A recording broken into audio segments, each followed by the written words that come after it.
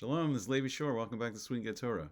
We learned something incredible in Parsha Pekudei, that the Shechinah of Hashem actually came down and rested on top of the Aron HaKodesh, rested on top of the Ark of the Covenant, in the Kodesh HaGadoshim, in the Holy of the Holies of the Mishkan.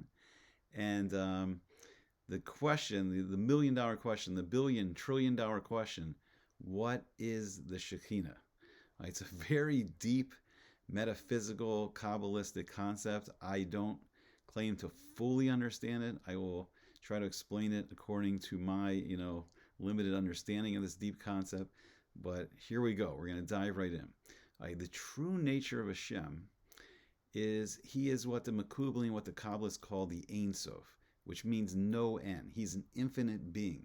He's beyond our understanding. So Hashem created a system. In a sense, he created a spiritual circuit board that he can interact with mankind. And then he created the Shechinah, which is, we'll talk about, it's like the pure essence of Hashem kind of revealed. And then Hashem can actually live. He lives like Kiviyako in the midst of the Jewish people, even though in the midst and the center of the whole world, even though really he's an infinite being.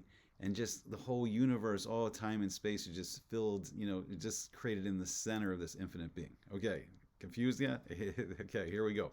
So Hashem, there's an emanation from the pure essence of this infinite being, and it's called the Or Ein Sof. And this is the infinite light. Now, from this infinite light, Hashem formed a spiritual circuit board, and he formed all the names, the 10 names that the Torah gives, and each of the 10 names is attached to one of the 10 sephiros, and then that's how he interacts with us. That's how he interacts with all mankind. And when we do mitzvos, when we do gemilas chasadim, when we do acts of kindness, it affects in a positive way. We send messages up this spiritual circuit board, and then it brings down bracha, brings down blessing into the world. It brings down chiyus, it brings down life force, it brings a good shefa, a good spiritual flow from above down into us and out into the world. Now the Mishkan was really the movable temple that was built by Moshe and Betzalel and Achaliav. They built the kelim, they built the utensils inside. Like Betzalel actually built and when I say built, I mean it says in I think it's Masechta Brachos, that he through the Serufim, like Rashi says, for using the Sefer Yetzirah, that he knew how to combine the letters just like Hashem created the universe, and he created like these kalim, these utensils. So he created, Betzalel created through the same method that Hashem used to create the universe, created like the Aron HaKodesh. Right, so what actually is the Shechinah? So Hashem takes this infinite light and he begins to contract his essence.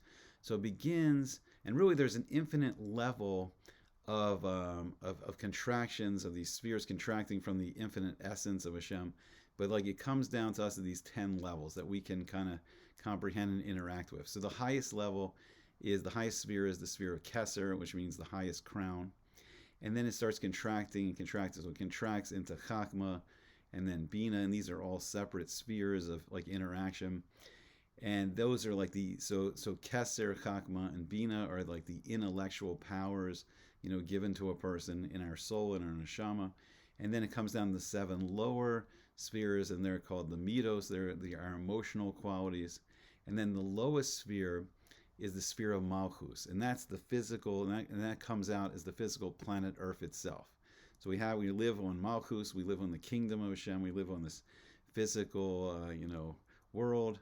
And then there's higher spheres above us, and then Hashem's interacting, with us through all these spheres of influence, these sephiros. And then we ourselves, we're built in Etzelem Elokim, which means our shape, the form of a person. We are also built of the 10 sephiros. And then amazingly enough, our 10 fingers are the 10 sephiros, our 10 toes are the 10 sephiros. So this is the interface. This is the spiritual operating system that connects us to this infinite being. So I believe the Shechinah is actually connected to the sphere of Bina, of understanding, part of the intellectual process. It's also, I believe it's called Olam Haba, and it's called Gan Eden. And somewhere in that sphere is this manifestation of the Shechinah. Okay, so here's my best understanding. You have an infinite being, and even though he's everywhere, whatever the Shekhinah is, it's some kind of physical manifestation of the pure essence, maybe, of Hashem, but it's only in a limited area. So it would be, in a sense, like this would be the pure essence, but really this pure essence is everywhere, but Hashem just lets us see it in this specific area, and that's called the Shekhinah. And then the Shekhinah is usually like that. In the Torah, it's described like it was inside the pillar of cloud during the day, it was inside the pillar of fire at night, and then the Shekhinah rested on the Aron HaKodesh. It rested on the Ark of the Covenant between the gold keruvim in the Kodesh HaKadoshim, in the Holy of the Holies. Also, when Shlomo HaMelech, when King Solomon built the Beis HaMikdash, the same thing. The Aron HaKodesh was put in the Kodesh HaKadoshim, put in the Holy of the Holies, and the Shekhinah came down. All right, so this helps a little bit. I mean, we'll see. But the word is related. The word Shekhinah is related to the word Shachin, which means neighbor, or the word Shechunah, which is a neighborhood. So the best way maybe we can understand it a little more is like if Bezrat Hashem in the future we see, soon the building of the third Beis HaMikdash in Jerusalem, and then we'll see like inside the Kodesh Kadoshim, and when it's opened up on Yom Kippur and the Kohen Gadol goes in for the special Ketoris offering, that there'll be that pillar of fire, during the night, the pillar of cloud during the day. I think it may rise above the Kodesh Kadoshim, so we can maybe see the pillar, but that's where the Shekhinah, Bezrat Hashem, will come to rest again. And there's this amazing midrash. It's from the Pesikta de Rav Kahana, and it's brought in the amazing book Midrash Says by Rabbi Moshe Weissman. And it's just the whole path of how Chas V'Shalom, the Shekhinah, can be driven farther away from us, and then how it can be brought closer. And I thought it was just an amazing series of events here. So it says, when Adam sinned, when Adam Arishon, Adam the first man, when he sinned, then the Shekhinah went from the earth. It went from Gan Eden, the Garden of Eden, to the first Rakia, to the first heaven. And then the generation of Enosh, unfortunately, when they did Avodah Zarah, started idol worship, the Shekhinah went to the second heaven, the second Rakia. The generation of the flood, the Mabul, in the days of Noah, their crimes that caused the flood, the Shekhinah retreated to the third Rakia, the third heaven. The wicked generation, the Dor Flaga with the Tower of Babel, the Shekhinah went to the fourth heaven. The corruption of the Egyptians in Abraham's time and Abraham's time pushed the Shekhinah to the fifth heaven.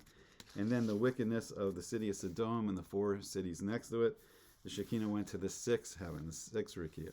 And then finally, the depravity of the Egyptians in Moshe's time made the Shekhinah withdraw to the seventh Rakia, the seventh heaven. Now, here's what Tzaddikim can do in this world.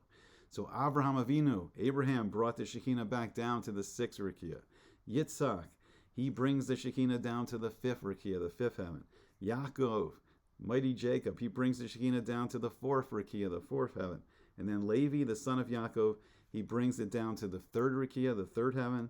Kahas, the son of Levi, he brings it down to the second Rakia, the second heaven. And Amram, the father of Moshe, the father of Moses, he brings it down to the first heaven. And then when Moshe Rabbeinu, when Moses set up the Mishkan, the Shekhinah descended from the first Rakia, from the first heaven, and returned again down to earth. Bezrat Hashem, we will see soon the coming of Mashiach, and we will start to do this tikkun, this rectification process, to start bringing the Shekhinah down from these Rakim back onto the earth, back into the third Beis HaMikdash. I hope you enjoyed it. Hope to see you again soon on Sweet and Good Torah.